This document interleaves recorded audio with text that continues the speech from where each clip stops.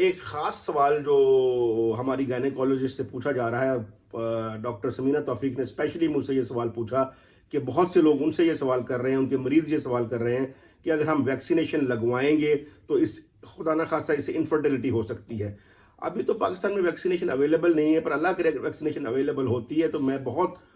اس کو صاف طریقے سے بتا سکتا ہوں کہ اس میں اس قسم کے کوئی سائیڈ ایفیکٹس نہیں دیکھے گئے، کیونکہ ویکسینیشن جب سے شروع ہوئی ہے لوگوں کو لگائی گئی اور ہزاروں سینکڑوں لوگوں پہ ویکسینیشن کے ٹرائل ہوئے ہیں۔ جو سائیڈ ایفیکٹس ہیں وہ لوکل سائیڈ ایفیکٹس ہیں کہ خارش کا ہونا، بخار کا ہونا یا جسم میں درد ہونا، اس کے علاوہ خدا نہ خواستہ انفرٹیلٹی کا ہو جانا یا جین کا چینج ہو جانا، اس قسم کے کسی جو سائیڈ ایفیکٹس ہیں بالکل بھی اس میں نہیں دیکھے گئے۔ شکریہ جی۔ بسم اللہ الرحمن الرحیم۔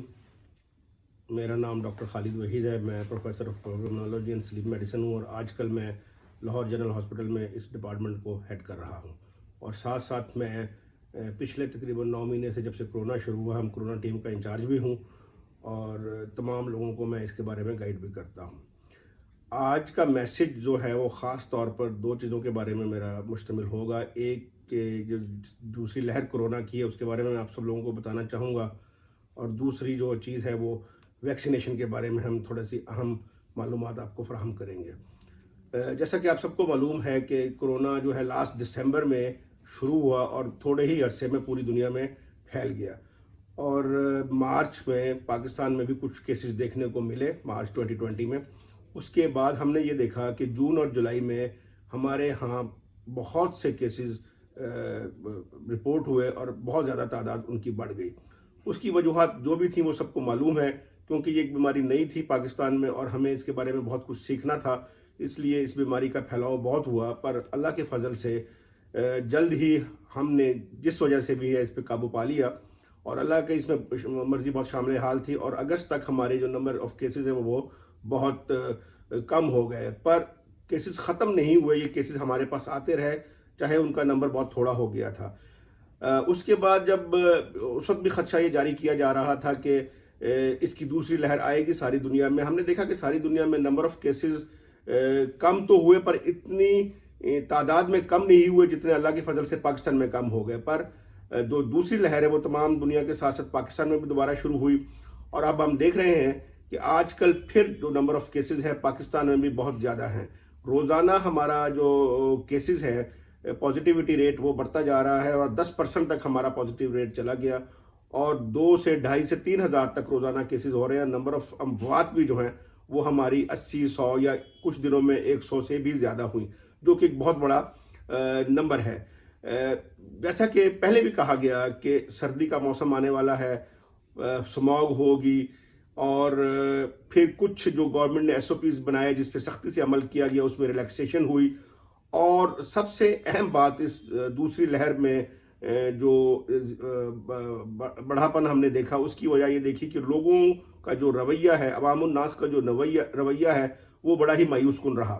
بڑے افسوس کی بات ہے کہ ہم بہت کچھ اس بارے میں سیکھ چکے، اور ہم نے لاسٹ لہر میں یہ دیکھا کہ ہم نے جو پابندیوں پہ عمل کیا تو ہم نے اس کو اللہ کے فضل سے بہت جلدی قابو کیا، پر جو پابندیاں اس وقت ہم نے کی ان پہ ہم اس طریقے سے اس وقت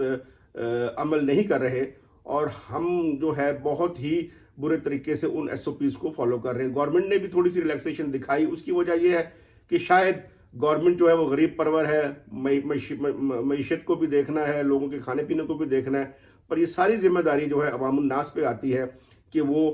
جو SOPs گورنمنٹ نے بنائے ہیں اس پہ عمل کریں۔ اس کے بعد ہم نے یہ دیکھا کہ سردی کے ساتھ ساتھ یوزلی شادی کا موسم جو ہے وہ ہمارے ہاں سردیوں میں ہوتا ہے، تو اس میں بھی لوگوں کی گیدرنگ بہت زیادہ ہوئی، مسجد میں جو SOPs بنائی گئی ان کو فالو اپ نہیں کیا ہم نے، اور اس تمام وجوہات کی بنا پر جو ہے دوبارہ ہمارے ہاں نمبر آف کیسز میں بہت زیادہ اضافہ ہوا۔ تو میں اس سیکنڈ لہر کے بارے میں یہ آپ کو بتا دوں کہ کچھ اسپیشلی نہیں کہا جا سکتا کہ یہ لہر کب تک چلے گی، پر